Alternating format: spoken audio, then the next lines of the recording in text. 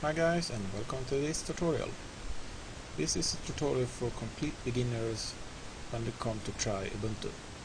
I assume you not have installed an operation system before. Alright, you could choose between several different versions of Linux, Ubuntu, Debian, Fedora and so on. But I have chosen to use Ubuntu. Okay, you get Ubuntu from Ubuntu's homepage, www.ubuntu.com. You could choose between several different versions of Ubuntu: cloud, server, desktop, phone, tables, TVs and so on.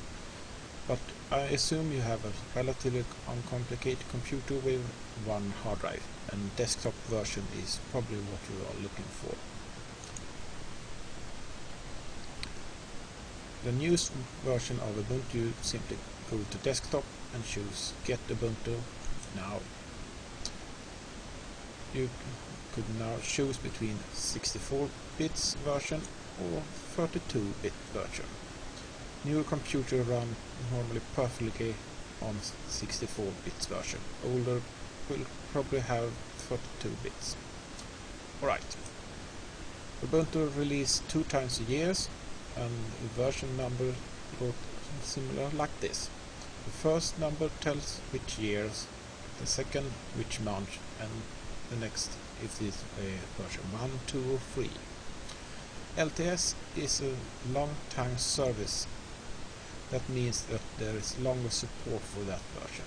It's primarily aimed for Office and so on, but it's no different between a home version or Office version. It's only the service is longer. You could also go download here at the bottom and choose alternative download. Here is more advanced stuff like network installer. You can also download BitTorrent files, and you could choose FTP downloads. If you choose FTP downloads, you could download an older version like 12.4 I will use. Alright, so download an exe file and burn it to your CD-ROM. And after that we could start trying Ubuntu. Alright, now I assume you have downloaded and burned the image to a CD-ROM. Okay, little more theory. When it comes to try Ubuntu, you could try Ubuntu in 4 different ways. You could use a live CD, which we use today. You could install Ubuntu inside of Windows. You could install Ubuntu side by side with Windows, or you could use a whole hard drive for Ubuntu only. Alright, when it comes to test the operation system, the tricky part is actually to get the computer to boot the new installation or live version. Okay, to boot you could use either the BIOS or you could use a boot menu. Boot menu have you normally only on modern computers. Older you could only change in the BIOS. Right. This Windows is a virtual machine, which means it is a simulation of a computer which could run operation system, like this case Windows XP. If you look up the BIOS settings for this virtual machine,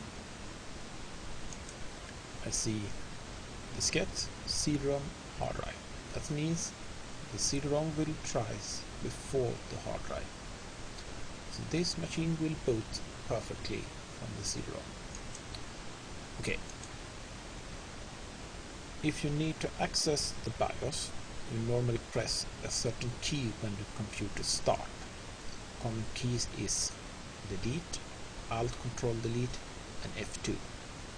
If you want to access the boot menu, you normally use the key F12 or F10. But this key combination are depending on the computer, so check the motherboard, or rather the instruction for the motherboard. Alright, most computers have the CD-ROM with higher priority than the hard drive. So simply insert the CD-ROM and reboot the computer. And hopefully you need to know anything to boot the license. Alright, before we continue, if you need to go into the BIOS and change settings there, be careful. Don't change anything else in the boot order. If you do other changes, you could end up with a system which not started, and that could be tricky to fix because you have probably many settings in the BIOS. So be careful with the BIOS. Alright, now to the booting of the system. Alright, insert the CD-ROM into the CD-ROM driver and wait for it to be loaded. Alright, the CD-ROM is mounted and ready to be used. Alright, how to boot the system? Well, simply reboot the computer, and if anything goes as well, the system will start using Ubuntu instead of Windows. I will now do a reboot, but it will fail because I will show a common problem with modern version of Ubuntu.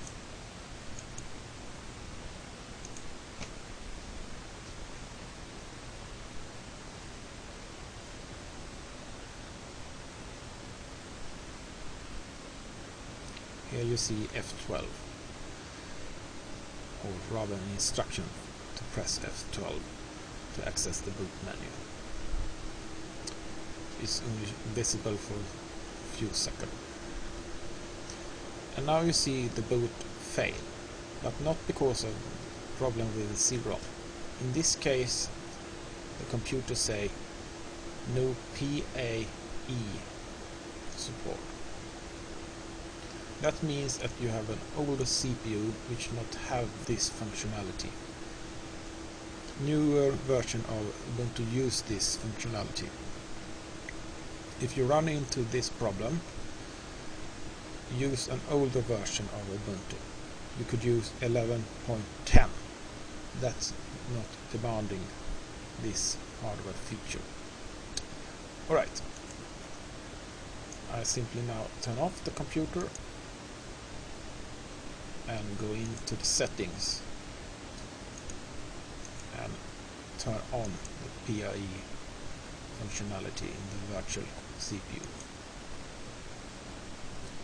and restart the computer, and hopefully the CD-ROM is still in the CD-ROM driver. Yes, now it's booting. We should now wait for the system to boot.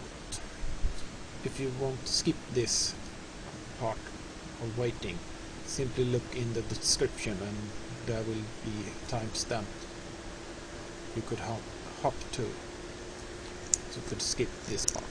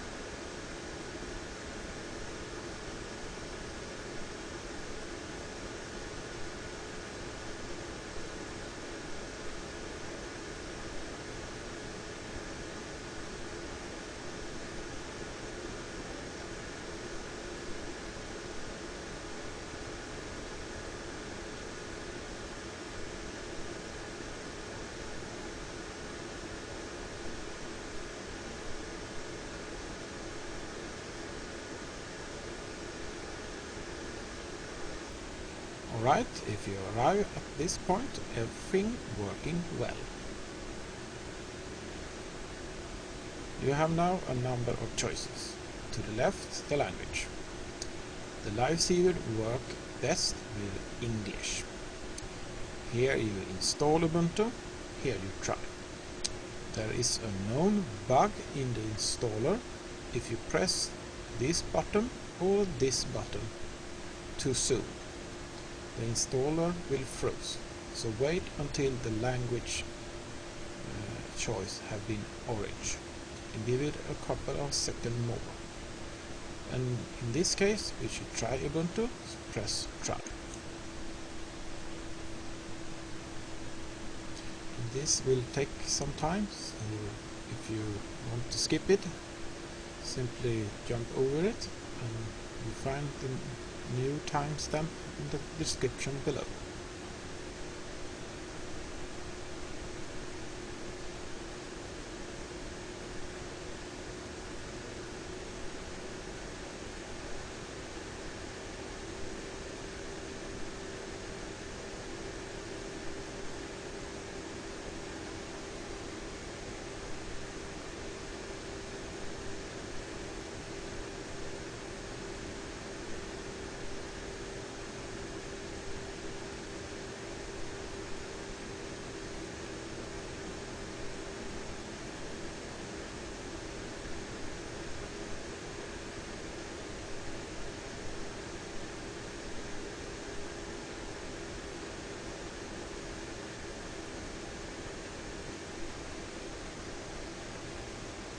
Right, now the system ready to be used. When you come to try Ubuntu, there are many things you could do, but I choose 3 things. You could access your file here. This is your home folder, and if you want to access file on your Windows hard drive, simply click here. Here you see the contents of your Windows hard drive. You could of course surf the web.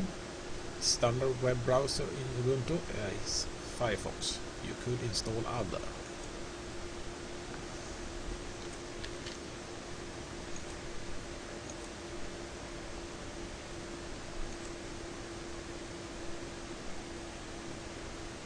There is an Office package.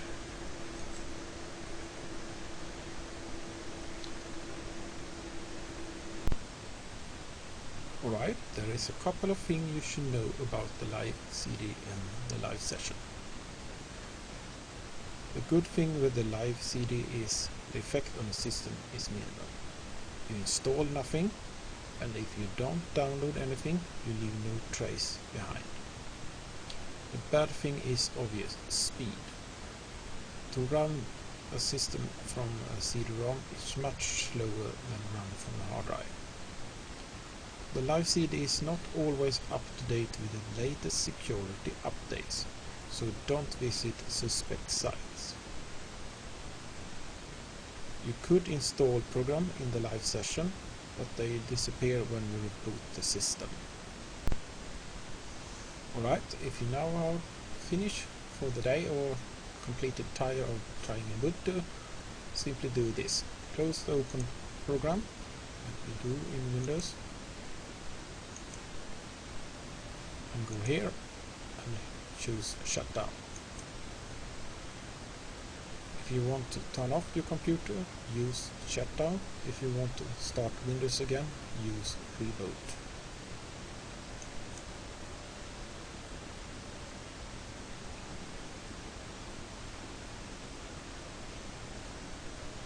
Wait for the CD-ROM to be dismounted and push out.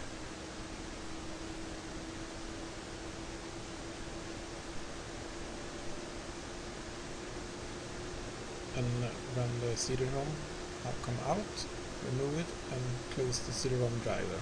And after that you could press enter to shut down the computer. Thank you for watching, and please subscribe.